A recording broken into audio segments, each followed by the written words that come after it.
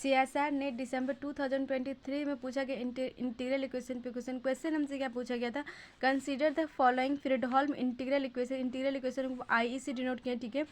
yx minus 3 0 to 1 t x y y t d t equals to F x. हम Fredholm integral equation कैसे पहचानते हैं, अगर जो हमारे इंटीग्रेशन है उसकी जो लिमिट पॉइंट अगर कांस्टेंट होती है तो उसको हम लोग क्या बोलते हैं, फ्रेडहोल्म इंटीग्रल इक्वेशन, ठीक है। चलिए आइए क्या आगे हमसे क्या पूछेगी, where F X is continuous function defined on the interval 0 to 1। हमारे जो ये फंक्शन एफ एक्स है वो कंटिन्यूस है 0 to 1 इंटरवल में।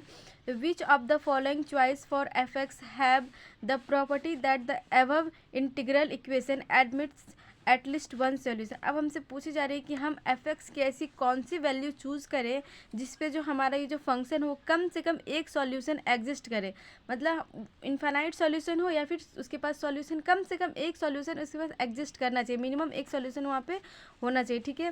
तो हमारे जो फंक्शन के अब एफ एक्स की हमें 4 चॉइस दी गई, ठीक है। तो हमें नहीं पता कि कौन सी हमारी फंक्शन करेक्ट है जो एटलीस्ट वन सॉल्यूशन एग्जिस्ट करे, ठीक है। तो आइए चलिए देखते से कैसे सॉल्व करेंगे।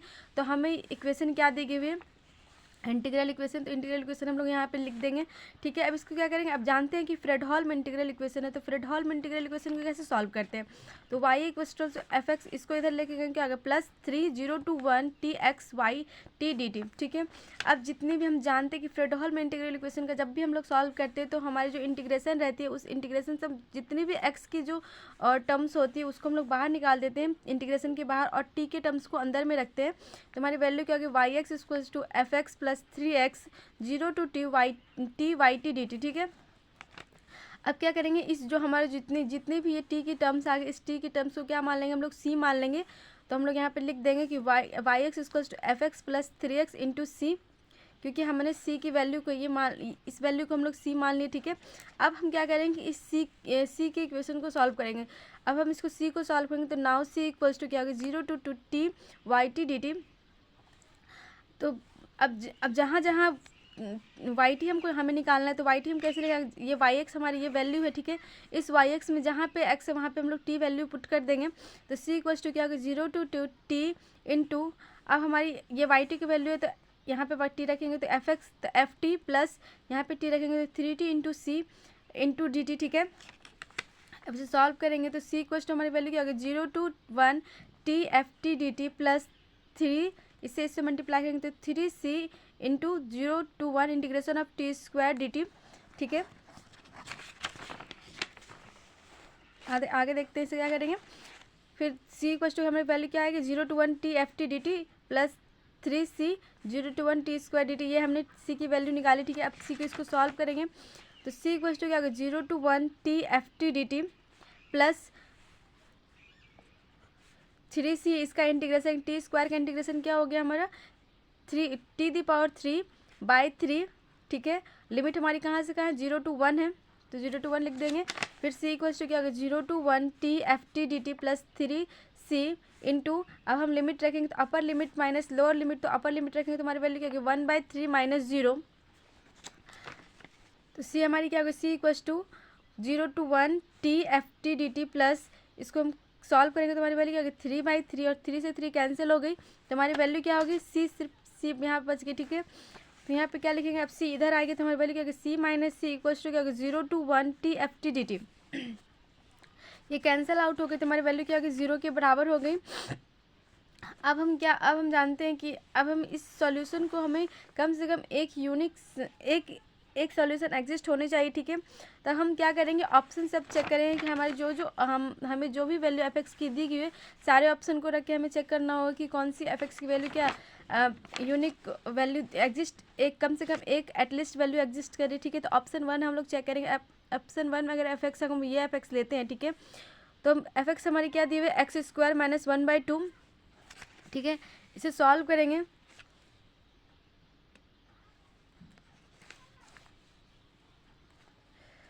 तो हमारी वैल्यू क्या आ गई 0, हमें अभी ना हमने निकाला था एफ एक्स की वैल्यू, हमारी ये इक्वेशन है, इस इक्वेशन में हम लोग पुट करेंगे तो हमारी वैल्यू क्या होगी 0 to 1 t, जहाँ जहाँ एफ एक्स वहाँ पे एफ टी रखेंगे तो T square minus 1/2 D T, इसका इंटीग्रेस इसको मल्टीप्लाई करेंगे तो इसके होगा 0 to 1 T cube minus 1 1/2 dt, 1/2 इसे मल्टीप्लाई कर टी हो गई t/2 dt। अब इसका इंटीग्रेशन करेंगे तो इंटीग्रेशन करने में वैल्यू क्या मिलेगी, t⁴/4 minus t²/4, to already t²/2 into 2 तो 4 हो गया हमारी वैल्यू, ठीक है। लिमिट हमारी क्या है 0 to 1 है।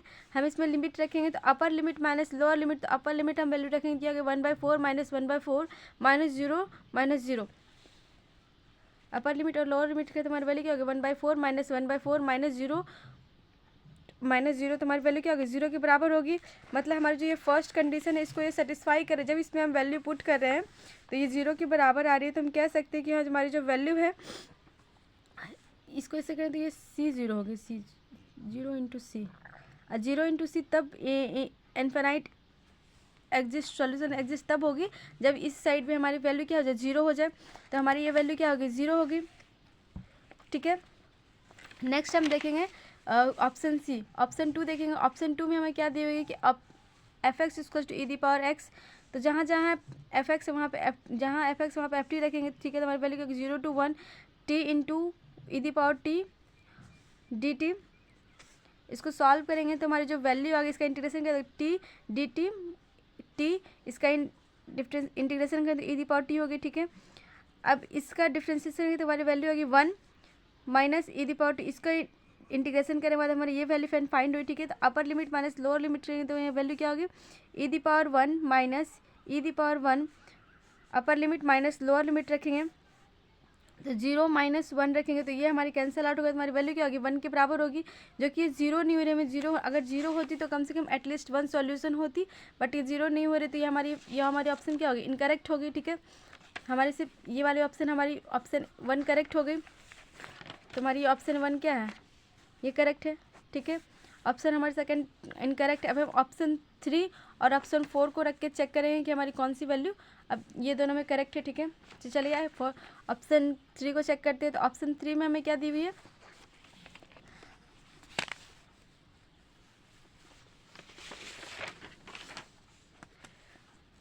ऑप्शन 3 हमें क्या दी हुई है कि f(x) equal to 2 minus 3x, तो हम जहाँ पे f(x) वहाँ जहाँ ft वहाँ पे f(x) रख देंगे, ठीक है।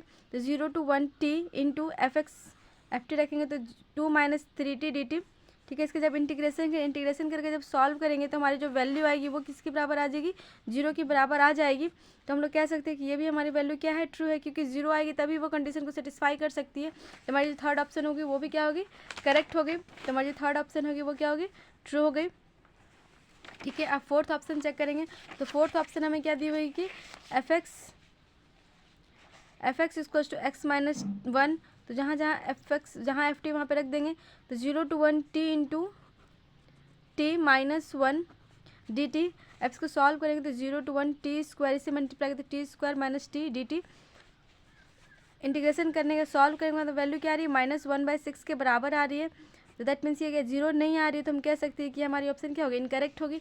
ये 0 आएगी तभी इस कंडीशन को सेटिस्फाई करेगी, ठीक है। तो हमारी जो ऑप्शन क्या होगी फर्स्ट और थर्ड हमारी ऑप्शन ट्रू हो गई और फोर्थ ऑप्शन हमारी क्या होगी इनकरेक्ट हो गई।